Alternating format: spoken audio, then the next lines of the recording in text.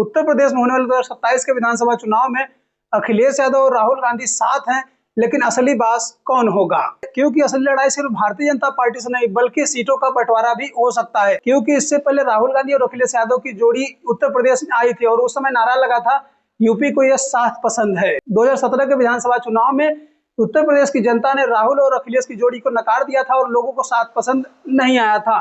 जबकि 2022 के विधानसभा चुनाव में कांग्रेस उत्तर प्रदेश में अकेली लड़ी थी और 399 सीटों पर लड़ी थी और उत्तर प्रदेश के 2022 के विधानसभा चुनाव में कांग्रेस का रिजल्ट मात्र 2 विधानसभा सीटों पर ही रहा था और कांग्रेस 2 सीटों पर ही जीत पाई थी और कांग्रेस का जो वोट प्रतिशत था वह मात्र 2.33% से लेकर 2.93% तक ही था। लेकिन सबसे बड़ी बात यह है कि 2027 के विधानसभा चुनाव में राहुल गांधी और अखिलेश यादव में से बास कौन होगा? 2027 के गठबंधन को समझने से पहले 2017 के गठबंधन को समझना पड़ेगा। 2017 के विधानसभा चुनाव में समाजवादी पार्टी और कांग्रेस का गठबंधन था और सपा ने कांग्रेस को लगभग 114 या 15 सीटें विधानसभा में दी थी, लेकिन कांग्रेस का परफॉर्मेंस बहुत खराब था और कांग्रेस मात्र 7 विधानसभा सीटें ही जीत पाई थी और कांग्रेस का जो वोट प्रतिशत था वह 6% से कुछ ज्यादा था।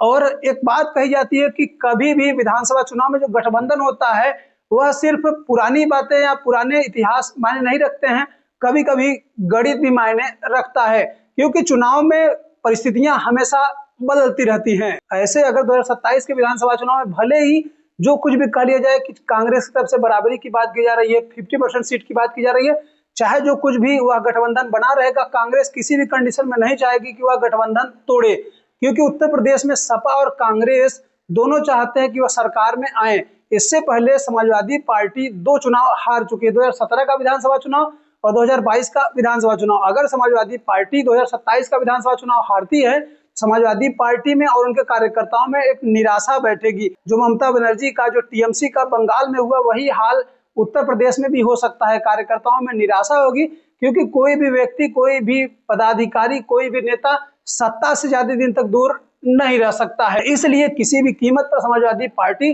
2027 का विधानसभा चुनाव जरूर जीतना चाहेगी और समाजवादी पार्टी पूरे दमखम के साथ मैदान में उतरेगी। और अभी हाल ही में अखिलेश यादव ने कह भी दिया कि उत्तर प्रदेश का विधानसभा चुनाव शुरू हो गया है, बहुत कम दिन बचे हैं, अब चुनाव शुरू हो गया है एकदम। ऐसे आपको बता दें कि 2024 के लोकसभा चुनाव में सपा और कांग्रेस का जो गठबंधन था वह गठबंधन एक प्रकार से सफल रहा।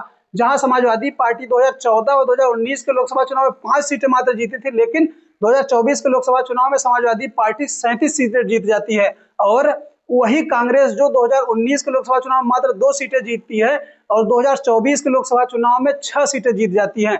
मतलब यह कि दोनों के गठबंधन होने से फायदा हुआ है। और सबसे बड़ी बात यह कि सपा और कांग्रेस का अगर गठबंधन होता है तो जो उत्तर प्रदेश में लगभग 19% मुस्लिम मतदाता है, मुस्लिम मतदाताओं में बिखराव नहीं होगा, इसका फायदा सपा और कांग्रेस को हो सकता है। अगर सपा और कांग्रेस का गठबंधन नहीं होता है तो मुस्लिम वोटों में बिखराव की संभावना सबसे अधिक है कि वह बसपा के साथ जाए, सपा के साथ जाए, कांग्रेस के साथ जाए या ओवैसी के साथ जाए। लेकिन ओवैसी फैक्टर 2027 के विधानसभा चुनाव में मायने रखेगा, जबकि 2022 के विधानसभा चुनाव में ओवैसी ने सपा का खेल कई जगह बिगाड़ा था, जहां पर एआईएमआईएम के प्रत्याशियों को उत्तर प्रदेश में कुछ ऐसी सीटें थी जहां पर उन्हें जितने वोट मिले उससे कम वोट से ही समाजवादी पार्टी हारी थी।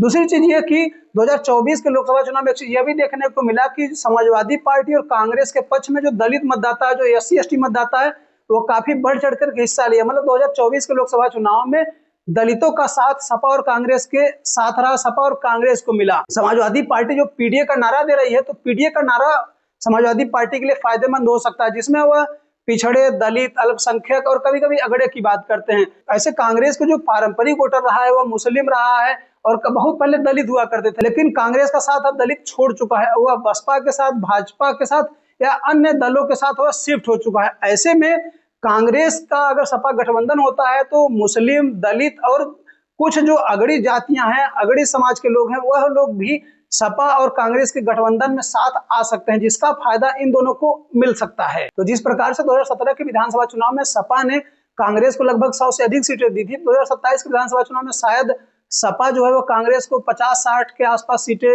दे सकती हैं।